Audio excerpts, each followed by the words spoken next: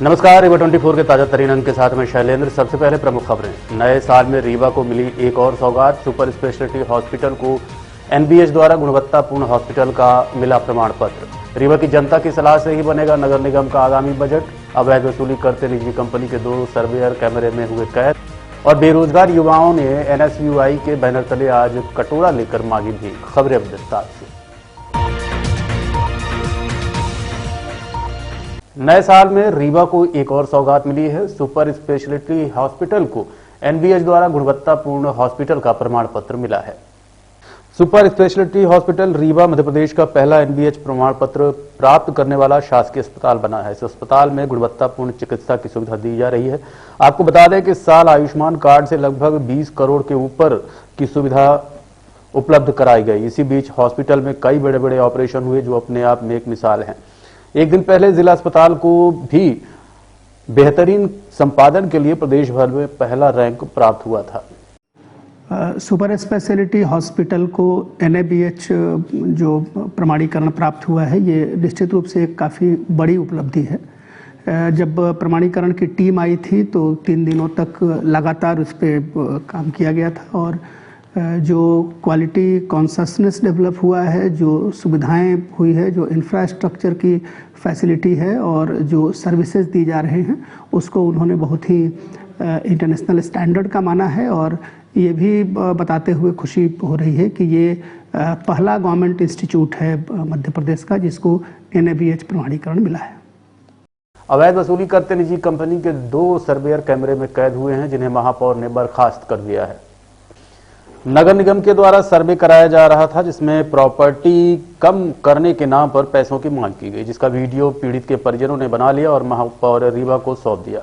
बताया जा रहा है कि वार्ड 41 में शुभम मिश्रा और योगेश त्रिपाठी नाम के कर्मचारी पहुंचे थे और प्रॉपर्टी कम करने के नाम पर 2000 की रिश्वत मांगी थी, जिसका वीडियो संबंधित जनों ने बनाया और महापौर को सौंप दिया। इस संबंध में हमने महापौर अजय मिश्रा बाबा और उन कर्मचारियों से बात की। ये जीआईएस का सर्वे 18/1/2000 को अनुबंध हुआ है। 18/1/2022 को अनुबंध हुआ है और ये नियो जियो स्कोप करके हरियाणा की कोई कंपनी है। इसके शशि रंजन पांडे हेड हैं यहाँ के। ये शुभम मिश्रा, योगेश त्रिपाठी ये वार्ड नंबर 41 में ये सर्वेक्षण कर रहे थे जीआईएस सर्वे कि नगर निगम द्वारा करवाया जा रहा है। तो इन लोगों ने वहाँ एक व्यक्ति से पैसे की डिमांड की। उसने बोला कि ये बहुत बड़ा घर है, इसको छोटा कर दो। तो इन लोगों ने उनसे पैसे की डिमांड की। शिकायत पहले भी हमारे पास आई थी कुछ जगह से फ़ोन। मैंने बीच में वार्निंग दिया था इनकी कंपनी के लोगों को कि अब यहाँ पर भरोसा नहीं होगा, ये भ्रष्टाचार नहीं चलेगा। आपके पीछे आदमी हमारे लगे हुए हैं, अगर आप जहाँ गड़बड़ी करेंगे वहाँ पकड़ में आ जाएगा। वार्ड नंबर 41 में ये बात जब हमारे सामने आई तो मैंने तुरंत वहाँ बोला कि आप इसका वीडियो बना लो। तो ये 2000 रुपये की डिमांड कर रहे थे और उस आदमी ने कहा कि आपको शाम को दे देंगे, 1500 रुपये में मामला निपटवा लो। इसके बाद ये वीडियो मेरे पास आया। तो चूँकि ये परसों का वीडियो आया हुआ है, नया साल था, तो हमने कहा नया साल किसी का गड़बड़ नहीं होना चाहिए। आज मैं इनको बुलवा कर इनसे पूछा पहले, तो इन्होंने अपनी झूठी बातें बताई। जब हमने वीडियो दिखाया तो बात सत्य हो गई। तो मैं इनके खिलाफ जो हमारे नगर निगम से कार्रवाई होगी तो होगी ही होगी। मैं आपके माध्यम से रीवा के संभ्रांत नागरिक प्रबुद्धजनों से बोलना चाहता हूँ कि जो जीआईएस सर्वे है ये आपकी सुविधा के लिए है। इसका आप अच्छे से सर्वेक्षण करवाएं और जो इस तरह के लोग पैसे की डिमांड करें उसको तत्काल हमारे मोबाइल में उनके नाम के साथ बताएं और उनकी फ़ोटो खींच लें, जिससे हमको जानकारी हो जाए। ये जन जागरूकता मैंने चालू कराई थी, उसका ये पहला उदाहरण सामने आया है। तो मैं सभी लोगों से आपके माध्यम से कहना चाहता हूँ कि जहाँ भी भ्रष्टाचार, बेईमानी और घूसखोरी की बात हो, तत्काल हमको सूचना दें, हम उस पर कार्रवाई करेंगे। हमारे नाम से कोई शिकायत नहीं है। क्या समस्या क्या आ रही थी? समस्या कुछ नहीं, मैं उठ के चला गया था। पैसे से कोई मांग है? मेरे से कोई बात नहीं हुई पैसे वैसे की किसी भी तरीके से। क्योंकि उनके घर में जाता ही नहीं। जिनसे मतलब बात होती है, जिनके घर मतलब गए थे हमारे साथी, उनसे हमारा कोई मतलब पहले जब चुनाव टाइम था उस टाइम पे मतलब हमारी उनकी बहस हो गई थी। उनके घर हमारा आना जाना नहीं है, ना कि पैसे का लेन देन कुछ मैंने बोला, ना किस तरीके से हमारी बातचीत उनसे हुई। किस तरह की शिकायत थी? क्या शिकायत वही थी कि उन्होंने बोला कि पैसे की डिमांड। उन्होंने पहले मेरे से पूछा कि अगर मेरे को स्क्वायर एरिया कुछ कम करवाना है तो उसमें मैं क्या कर सकता हूँ। तो मैंने उनको डायरेक्ट ऐसा नहीं बोला कि मेरे को पैसा दे दीजिए मैं आपका स्क्वायर एरिया कम कर देगा। उन्होंने मेरे को बोला आप शाम को मेरे घर आइए, मैं आपको कुछ ले दे के आप मेरा काम कर दीजिए। मैंने उनको ऐसा नहीं बोला कि आप मेरे को पैसे दीजिए फिर मैं आपका काम करूँगा। तो उसी के थ्रू उन्होंने वीडियो बनाई और वो शिकायत कर दी है। किस चीज़ को लेकर के ये पूरा मामला? ये पूरा सर्वे के था, मकान टैक्स का सर्वे होता है, अपन इस सर्वेयर टाइप में वहाँ पे काम कर रहे हैं। किस एजेंसी के अंदर काम? बेरोजगार युवाओं ने एनएसयूआई के बैनर तले आज कटोरा लेकर भीख मांगी। उन्होंने कहा कि पकौड़ा तलने लायक भी सरकार ने नहीं छोड़ा है। बढ़ती महंगाई और बेरोजगारी से परेशान युवा कटोरा लेकर सड़कों पर भीख मांगने के लिए मजबूर हैं। दरअसल एनएसयूआई के साथ सैकड़ों की संख्या में बेरोजगारों ने रीवा जिले के मुख्य बाजारों में कटोरा लेकर भीख मांगा। महंगाई बेरोजगारी का विरोध करते हुए युवाओं ने कहा कि पढ़े लिखे बेरोजगार आज भीख मांगने को मजबूर हैं। बेरोजगारों को सिर्फ छला जा रहा है। मामा के राज में हाथ में कटोरा दे दिया गया है। बेरोजगारों ने कहा कि हम पकौड़ा बेचने लायक भी नहीं बचे हैं क्योंकि तेल और सिलेंडर की कीमतें लगातार बढ़ती जा रही हैं। आज हम लोग पढ़े लिखे छात्र युवा हाथ में कटोरा लेके शिवराज सरकार को जगाना चाह रहे हैं कि जिस तरह हम बेरोजगारों को छला जा रहा है कि मामा तेरे राज में कटोरा दे दिया हाथ में। हमारे प्रधानमंत्री नरेंद्र मोदी जी कहते हैं कि युवा बेरोजगार पकौड़े बेचें, जो कि अब हम पकौड़े बेचने लायक भी नहीं बचे हैं। नए वर्ष में ही कमर्शियल सिलेंडर के 75 रुपए 25 रुपए दाम बढ़ा दिए गए। बढ़ते हुए तेलों के दाम अब हमें पकौड़े बेचने लायक भी नहीं छोड़ा है और रोजगार तो हमें सरकार दे नहीं रही है, सिर्फ छलने का काम कर रही है। चाहे वो फॉर्म के नाम पे हम लोगों से फीस जमा करवा ली जाती है कि आप नियुक्तियां निकाले हैं, उसके बाद या तो एग्जाम कैंसिल करवा दिया जाता है या फिर उसकी नियुक्ति नहीं की जाती है। तो अब हम लोगों के पास सिर्फ कटोरा लेके भीख मांगने के अलावा कुछ नहीं बचा हुआ है। तो हम मामा को दिखाना चाहते हैं कि आप देख लीजिए आपके राज्य में किस तरह के युवा पढ़े लिखे छात्र कटोरा लेके मार्केट में भीख मांग रहे हैं और व्यापारी भाई भी हम लोगों को सहयोग कर रहे हैं। आप लोग देख सकते हैं किस तरह व्यापारी हम लोगों को भीख। मामा तेरे राज में कटोरा दे दिया हाथ में, मामा तेरे राज में कटोरा दे दिया हाथ में, मामा तेरे राज में कटोरा दे दिया हाथ में। रीवा की जनता की सलाह से नगर निगम का आगामी बजट बनेगा। रीवा महापौर अजय मिश्रा बाबा ने कहा नगर निगम का आगामी वित्तीय बजट आम जनमानस के सहयोग से बनेगा, जिसके लिए निगमायुक्त के चेंबर के बाहर एक सुझाव पेटी लगाई जाएगी जिसमें आमजन अपने सुझाव लिखकर उसमें रख सकेंगे। फरवरी में उस सुझाव पेटी को खोला जाएगा और उन सुझावों को लेकर नगर निगम का बजट बनेगा। बजट के सुझाव के लिए हम लोगों ने अपने घोषणा पत्र में भी लिखा था कि जनता से सुझाव लेकर बजट बनाया जाएगा। तो दिनांक 5 जनवरी 2023 से दिनांक 5 फरवरी 2023 तक हम लोग एक सुझाव पेटी रखेंगे यहाँ पर नगर निगम में महापौर और आयुक्त के कमरे के सामने, जिसमें 1 महीने तक रीवा के संभ्रांत प्रबुद्ध लोग इसमें अपने सुझाव डालेंगे और उसको हम 5 फरवरी को खुलवा कर 6 फरवरी को इसके बाद उससे सुझाव लेंगे और उसके अनुसार जो हमारा मार्च में बजट आएगा उस बजट पे हम चर्चा करवाएंगे। एक तो ये कड़कड़ाती ठंड में जन सुनवाई में अपनी समस्याएं लेकर लोग पहुंच रहे हैं। शासन और प्रशासन द्वारा मौके पर ही लोगों की समस्याओं के त्वरित निराकरण के लिए चाहे जितना थक प्रयास करे, लेकिन शिकायतों का दौर थमने का नाम नहीं ले रहा है। पुलिस राजस्व की शिकायतों के साथ साथ बिजली, अतिक्रमण, पानी की समस्याओं को लेकर लोग 181 में शिकायतें कर रहे हैं। वहीं जन सुनवाई में भी सैकड़ों किलोमीटर दूर से चलकर मुख्यालय पहुंच रहे हैं। मंगलवार को आयोजित जन सुनवाई में महज 1 घंटे में 25 प्रकरणों की ही सुनवाई हुई, जिससे दूर दराज से आए लोगों ने अपनी समस्याएं बताई। वहीं पत्रकारों से चर्चा करते हुए कुछ लोगों ने कहा कि अतिक्रमण जैसी शिकायत की भी सुनवाई 2 साल से नहीं हो पा रही। आपको बता दें कि त्वरित निराकरण न होने के कारण जहां शिकायतों का अंबार लगा रहता है वहीं समस्याएं और विवाद भी बढ़ जाता है। राजेंद्र तिवारी नाम है मेरा, ग्राम बिड़वा से आए हूँ और मैदानी पंचायत है मेरी। और समस्या हमारी है कि आसमान पहले तो आईडी गड़बड़ थी तो वो सुधर गई। मैंने भोपाल में फ़ोन किया तो उसकी लाने सुधर गई थी। फिर इसके बाद मैंने बच्ची की तबीयत खराब थी, सुपर स्पेशलिस्ट में ले गए ले गए तो उसमें बोल रहे हैं कि आयुष्मान कार्ड आपका नहीं बना हुआ। अब बना हुआ है हमारे पास, सब माने 21 आदमियों को बना हुआ है और उसमें नहीं दर्शा रहा। तो वो बोले कि पैसा लगेगा आपको। तो हम कहें किसान आदमी हम कहाँ पाएंगे पैसा। जन सुनवाई में आ गए हैं, क्या शिकायत है? जन सुनवाई में आए हैं। मैं जन सुनवाई में ये लेकर आया हूँ जो 3 साल से कर्मचारी हैं, चाहे वो विद्यालय में हो, चाहे ग्राम पंचायत में हो, चाहे तहसील में हो, चाहे थाने में हो, उनको हटाया जाए। इसलिए ये लोग अब काम नहीं करते, ये लोग अब राजनीति करने लगते हैं और भ्रष्टाचार खूब करते हैं, लेन देन लोग भाई सबसे परिचित हो जाते हैं। ये लोग क्या किए हैं? शिकायत मैंने रवि तिवारी का किया जो गुड़ तहसील में है। एक मैंने उन्हें केस दिया था अतिक्रमण हटा का, मेरे गांव में अतिक्रमण हो रहा है, तो तहसील में दायर हो गया केस। इसके बाद उन्होंने जब 2-3 महीने में पूछा कि आपने क्या किया, बोले उसका फैसला हो गया है। मैंने कहा चलो जुर्माना हुआ होगा जो अतिक्रमण का 248 का केस है। फिर हमने कुछ दिन बाद में कहा उसका मुझे फैसला दे दो, आप मुझे फैसला लेना है। आप आवेदन दिया, उन्होंने बोला कि यार फाइल नहीं मिल रही है। जन सुनवाई हो रही है, कितने आवेदन अभी तक आए हैं, किस तरह निराकरण किए जा रहे हैं? अभी तक जो जन सुनवाई हुई है 11 बजे से अभी लगभग 12 बज रहा है, तो लगभग 20-25 आवेदन ही प्राप्त हुए हैं। और अभी हालांकि भीड़ है, लोग आ रहे हैं, आज थोड़ा मौसम की वजह से भी संख्या कम है। 20-25 अभी तक लोग आवेदन प्राप्त हुए हैं जिनका निराकरण किया जा रहा है। किस तरह की शिकायत लोग लेकर आ रहे हैं? ज्यादातर किस तरह की शिकायत? कई तरह की अतिक्रमण से संबंधित शिकायतें हैं, शिक्षा विभाग से संबंधित कुछ लोगों की क्रमोन्नति या ग्रेच्युटी संबंधी शिकायतें हैं, इस तरह की शिकायतें हैं। कुछ हैंडपंप वगैरह और बिजली विभाग की मीटर रीडिंग से संबंधित शिकायतें हैं। गढ़ थाना अंतर्गत एक महिला डॉक्टर की संदिग्ध परिस्थितियों में मौत हो गई है। गढ़ थाना अंतर्गत एक महिला डॉक्टर की संदिग्ध परिस्थितियों में मौत हो गई।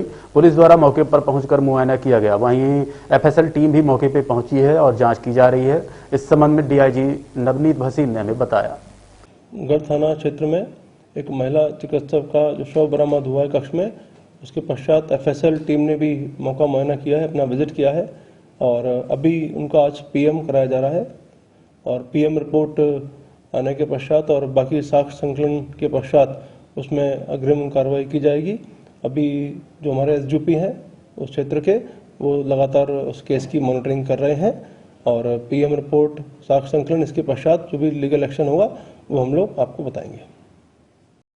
पुलिस आरक्षक द्वारा एक होटल पर कब्जा जमाने का मामला प्रकाश में आया है।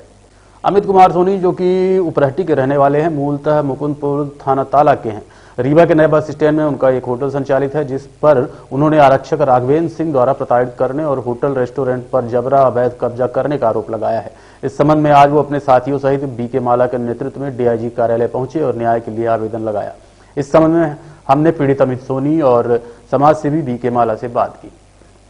डीआईजी कार्यालय ज्ञापन देने आया हूं क्योंकि एक रविंद्र सिंह आरक्षक है, मेरा मित्र था। अब वो क्या है कि मेरे साथ गलत कर रहा है, रेस्टोरेंट में अवैध कब्जा कर रहा है, कब्जा किया हुआ है और वहाँ अनौपचारिक चीज़ें, कहीं नशाखोरी, ये वो बहुत सारी चीज़ें वहाँ करता है और पैसे का भी गमन किया है। मैंने बोला भी, उसने बोला कि दूंगा दूंगा, लेकिन अब बोलता है नहीं दूंगा, मारने की धमकी देता है, कहीं किसी से फोन लगवाता है, बहुत सारी चीजें करता है। कैसे कर लिया कि आप पार्टनर में उनसे काम कर रहे थे साथ में क्या? हाँ, पार्टनर में था, लेकिन मैंने जब बोला कि भाई आप पैसा दीजिए तो उसने पैसा देने से इनकार कर दिया। बोला मैं पैसा नहीं दूंगा, नहीं लगाऊंगा और हिस्से का आधा आधा रहूंगा। मैं बोला ऐसे काम नहीं चलेगा, आप कोई पार्टनर नहीं है। तो उसने मेरे से गलत तरीके से व्यवहार किया, कई लोगों से फोन पकड़ इधर उधर से लगवाया, खुद मारने की धमकी भी दी, बहुत सारी चीजें। उनके पास है व्यू, अब क्या है? अब दिक्कत क्या है? दिक्कत यही है कि हमको हमारा जो जान का खतरा है। उसने बोला कि मैं गोली मार दूंगा, ये कर दूंगा, वो कर दूंगा और कई लोगों से फोन लगा। श्रीमान डीआईजी कार्यालय आए, डीआईजी महोदय को एक ज्ञापन पत्र दिया गया, आवेदन पत्र दिया गया है। इसमें उल्लेख किया गया है कि एक सोनी जी का एक restaurant bus stand, new bus stand के पास है, संचालित होता है। इस बस स्टैंड में एक आरक्षक हैं जो अपना कार्यालय या कार्य क्षेत्र डीआईजी कार्यालय बता रहे हैं।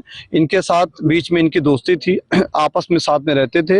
ये रेस्टोरेंट चलाते हैं, उस रेस्टोरेंट में अवैधानिक तरीके से वो कब्जा कर लिए हैं और कब्जा करने के बाद वो दहशतगर्दी का माहौल कायम किए हुए हैं और साथ में आरडीओ, एक आरडीओ है, जिस आरडीओ में पूरे रीवा जिले के अधिकारियों को अपने धमकी उनके नाम पर दे रहे हैं।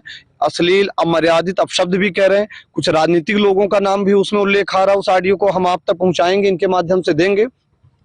और साथ में उनके द्वारा बिना नियम रेगुलेशन, जो खाद्य विभाग का रेगुलेशन है, सोनी जी के नाम एग्रीमेंट है, सोनी जी के नाम लिखा पड़ी है, अनुमति है इसकी, इन्होंने एग्रीमेंट किया है। इनके द्वारा नगर पालिका अधिनियम के अंतर्गत, खाद्य विभाग के अंतर्गत इन्होंने वैधानिक अनुमति दी है। तो इनका ये कहना है कि अनुमति मेरे नाम से है, कब्जा उनके नाम में है, दहशतगर्दी के उसमें उन्होंने कब्जा कर लिया है। यदि कुछ होता है अवैधानिक या अश्लील अमर्यादित काम होते हैं तो आखिर जवाबदारी किसकी होगी। तो आज माननीय डीआईजी साहब का ध्यान आकृष्ट कराया गया है कि ऐसे रेस्टोरेंट को तत्काल सील कर दिया जाना चाहिए और उनके खिलाफ अवैधानिक कार्रवाई की जानी चाहिए। रेस्टोरेंट में जब इस तरह की सब कृत्य हुए थाने में सूचना नहीं, इसकी सूचना मानी परसों भी दी गई है, दूरभाष से दी गई है, व्यक्तिगत और डीआईजी साहब के संज्ञान में है। उन्होंने आज ये भी कहा है कि हमारे संज्ञान में प्रकरण आया है और हम इस पर त्वरित कार्रवाई करेंगे। उन्होंने आश्वासन के साथ साथ उन्होंने वरिष्ठ अपने कनिष्ठ अधिकारियों को, अपने समकक्ष अधिकारियों को उन्होंने सूचित भी किया है और उन्होंने थाना प्रभारी जी को सूचित किया है। हम लोगों को भी कहा है कि आप जाइए, उनके से मिलिए और हम माननीय एसपी पुलिस अधीक्षक महोदय से इस संदर्भ में मिलेंगे कि इस प्रकार जो न्याय देने का सहयोग में काम करते हैं वो दहशतगर्द हो गए हैं। तो इस संदर्भ में पुलिस के द्वारा ये काम किया जाना अवैधानिक है और एक पुलिस को, एक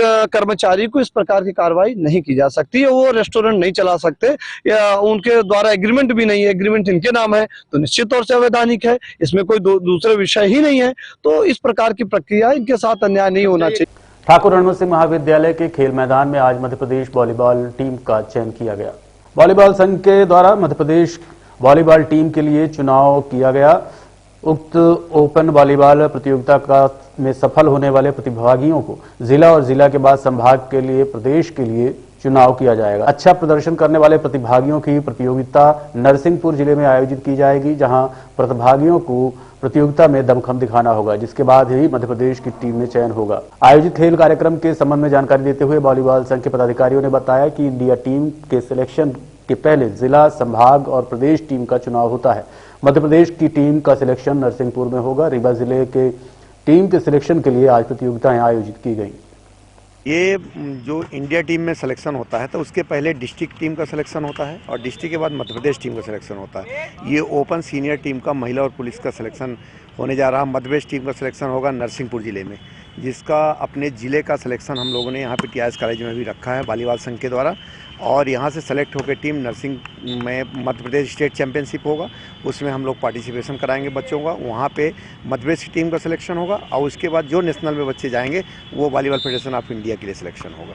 कब होनी है प्रतियोगिता? ये 16 से 19 जनवरी को होनी है नरसिंहपुर में, उसके लिए तैयारी में। तो उसके बाद कब होगी? उसके बाद नेशनल का अभी डेट जब आएगी तो उसका डेट बता दिया जाएगा। कितनी सदस्यीय टीम यहाँ से चुनी जा रही है? यहाँ से अभी अपनी 2 बालक के और 2 लड़कियों के, माने कॉर्पोरेशन और डिस्ट्रिक्ट, तो 12 लड़के 12 लड़कियाँ एक टीम के और 12 लड़के 12 एक लड़कियों के, इस तरह सिलेक्शन होगा। और फिर वही मध्य प्रदेश टीम में जाएंगी तो वहाँ भी माने 2 टीम, माने 12 बालक के और 12 लड़कियों का। कब रवाना हो रही है? ये 15 तारीख को यहाँ से जाएगी, 15 को शाम को नरसिंहपुर पहुँच जाएगी। महिला कांग्रेस प्रदेश अध्यक्ष श्रीमती विभा पटेल 5 जनवरी को रीवा सम्मेलन में शामिल होंगी और संगठन की समीक्षा करेंगी। कांग्रेस प्रदेश अध्यक्ष श्रीमती विभा पटेल जिले में महिला कांग्रेस संगठन की समीक्षा व महिला कांग्रेस के सम्मेलन में शामिल होने रीवा पहुंच रही हैं।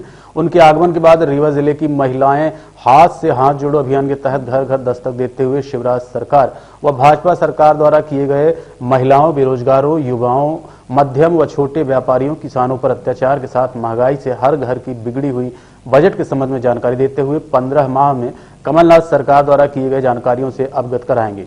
और क्या कहा पत्रकार वार्ता के दौरान, आइए आपको सीधे लिए चलते हैं पत्रकार वार्ता में। कि आप सबके यहाँ के आमंत्रण का कुछ विशेष मतलब इसलिए नहीं था कि हर वर्ष ही हम लोग नववर्ष मिलन कार्यक्रम करते हैं जहां हम सब बैठकर भोजन करते हैं, गपशप करते हैं और साल भर की सिंहावलोकन करते हैं कि पिछला साल कैसा बीता और आगे कैसा बीतेगा। पुनः आप सबको नववर्ष की शुभकामनाएं। एक बात बताते हुए मैं हर्षित हूँ, महिला कांग्रेस की प्रदेश अध्यक्ष विभा पटेल जी 5 तारीख को रीवा जिले के दौरे पे आ रही हैं। उनका जो विंध्य प्रदेश का संभागीय दौरा है वो कल 4 तारीख को सतना, सुबह रेवांचल से आएंगी, वहां सतना का कार्यक्रम होगा। 5 को कमलनाथ जी का एक कार्यक्रम है सतना में, पिछड़ा वर्ग का, उसमें हम सब लोग शामिल होंगे। और वहां के बाद यहाँ पर रीवा में 5 तारीख को विभा पटेल जी का कार्यक्रम होगा। उसके बाद यहीं पर रात्रि विश्राम के बाद 6 तारीख को सीधे जाएंगे, 6 सीधी, 7 सिगरौली और उसके बाद वापस। तो 4 दिवसीय प्रदेश के दौरे में हमारी माननीय प्रदेशाध्यक्ष आ रही हैं। संगठन की समीक्षा के साथ ही महिलाओं पर जो लगातार अत्याचार होते रहे, मध्य प्रदेश महिलाओं के ऊपर अत्याचार में लगातार अव्वल बना रहा, तो हम सब भगवान से प्रार्थना कर देंगे, महामृत्युंजय से प्रार्थना करेंगे कि आने वाला वर्ष महिलाओं के लिए अच्छा हो। और इसी बात की लड़ाई लड़ने के लिए हमारी प्रदेशाध्यक्ष भी यहाँ पर आ रही हैं। आप सबका निमंत्रण करने के लिए हम सब यहाँ पहुंचे हैं कि 5 तारीख को जो विभा जी हैं उनके आगमन पर आप सब यहाँ पर जरूर आए। नया साल, नई सरकार, जो नया साल आए हैं तो निश्चित रूप से मध्य प्रदेश में कांग्रेस पार्टी की सरकार, कमलनाथ जी की सरकार बनेगी और उसके स्वागत वंदन के साथ ही हम लोग नए साल के स्वागत वंदन के लिए भी तैयार हैं। यातायात जागरूकता के उद्देश्य से आज डीआईजी नवनीत भसीन ने हरी झंडी दिखाकर यातायात रथ को रवाना किया। आम जनमानस में यातायात के प्रति उदासीनता से आए दिन एक्सीडेंट होते रहते हैं। यातायात जागरूकता के उद्देश्य से आज पुलिस कंट्रोल रूम में 5 रथों को रवाना किया गया, जिन्हें डीआईजी नवनीत भसीन ने हरी झंडी दिखाई। इस दौरान एडिशनल एसपी विवेक लाल व अनिल सोनकर साथ ही रहे। साथ ही यातायात डीएसपी मनोज शर्मा भी उपस्थित रहे और स्कूली बच्चों और आम जनमानस के बीच ये कार्यक्रम किया गया। आज हम लोगों ने जो है यातायात जन जागरूकता को लेकर के 5 व्हीकल्स को हायर करके शहर में यातायात का प्रचार प्रसार किया जा रहा है। पूरे शहर में किया जाएगा। उसके बाद में विभिन्न थानों में ये गाड़ियाँ जाएंगी और यातायात जन जागरूकता का प्रचार प्रसार किया जाएगा। हमारा जितना भी फोकस है, जो भी उद्देश्य है, केवल एकमात्र उद्देश्य है कि किसी तरीके से रोड एक्सीडेंट को कम किया जाए और जो लोगों की मृत्यु हो रही है, फैटेलिटीज़ हो रही हैं, उसको कम किया जाए। केवल मात्र एक उद्देश्य है। चाहे रोड पर 2 पहिया वाहन चालक जो बिना हेलमेट के चलते हैं वो ऐसा ना करें, हेलमेट हमेशा लगा के रखें। 4 व्हीलर चलाते समय हमेशा सीट बेल्ट का उपयोग करें, ड्रिंक करके गाड़ी ड्राइव ना करें। ये सब उद्देश्य हमारा है। इसी के तहत आज हमने लगभग 150 से 200 स्टूडेंट के साथ में ये प्रोग्राम किया। सभी छात्र छात्राएं बहुत एक्साइटेड थे इस कार्यक्रम को लेकर के। उन्होंने पार्टिसिपेट किया, अपने क्वेश्चन पूछे, बहुत ही उत्साहवर्धक वो छात्र दिखे और वो मैसेज भी बताए कि हम सब जगह वो मैसेज को डिलीवर करेंगे। और ये गाड़ियाँ आज रवाना की गई। ये गाड़ियाँ प्रथम तौर पे जो है ये शहर में विभिन्न चौराहों तिराहों पर व्यापक प्रचार प्रसार करेंगी। उसके बाद जो हमारे मेन ब्लैक स्पॉट हैं, जो एक्सीडेंट वाले क्षेत्र हैं, जैसे सुहागी, हनुमना, हाईवे के जो भी थाने हैं, जैसे रायपुर, करचुलियान, मनगुआ और चाकघाट वगैरह, सगरा, बैकुंठपुर, सिरमौर, ये थाने जहाँ पर रोड एक्सीडेंट बहुत मात्रा में होते हैं, इस रूट पे गाड़ियाँ जाएंगी और वहाँ व्यापक मात्रा में लोगों को अवेयर किया जाएगा।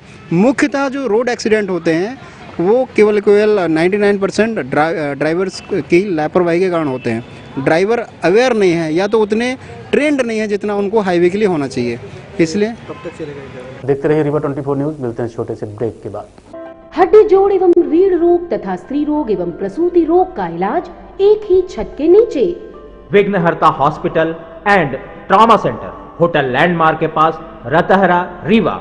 डॉक्टर संतोष सोनी, पूर्व चिकित्सक, बॉम्बे हॉस्पिटल, मुंबई। हड्डी जोड़ एवं रीढ़ रोग विशेषज्ञ, छोटे चीरे एवं दूरबीन विधि द्वारा हाथ तथा पैर की हड्डियों का ऑपरेशन। गठियाबात, जटिल एवं बिगड़े हुए फ्रैक्चर का बेहतर इलाज करते हैं डॉक्टर संतोष सोनी। विघ्नहर्ता हॉस्पिटल ट्रॉमा सेंटर में ही स्त्री एवं प्रसूत रोग विशेषज्ञ डॉक्टर शैलजा सोनी भी उपलब्ध हैं, जिनकी देखरेख में नॉर्मल डिलीवरी, सिजेरियन ऑपरेशन एवं बच्चेदानी से संबंधित ऑपरेशन की बेहतर सुविधा। संतानहीन दंपत्ति तत्काल संपर्क करें। विघ्नहर्ता hospital and trauma centre, hotel landmark के पास, रतहरा, रीवा। सुविधाजनक एवं सफल इलाज हेतु आज ही संपर्क करें। विघ्नहर्ता hospital and trauma centre, hotel landmark के पास, रतहरा, रीवा। मोबाइल नंबर 7828781983 अथवा 8462956774 पर।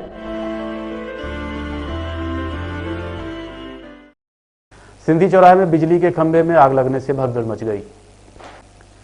2 दिनों के भीतर सिंधी चौराहे के पास ये दूसरी आग लगने की घटना हुई। एक दिन पहले ही एक टेलर की दुकान में आग लगी थी आज बिजली के खंभे में आग लग गई। आग किन कारणों से लगी इसका पता नहीं चल पाया। फिलहाल आग लगने से आसपास में भय का वातावरण निर्मित हो गया। लोग इधर उधर भागने लगे। बहरहाल खबर लिखे जाने तक आग में काबू पा लिया गया था। आज के अंक में इतना ही। देखते रहिए रीवा 24 न्यूज। नमस्कार।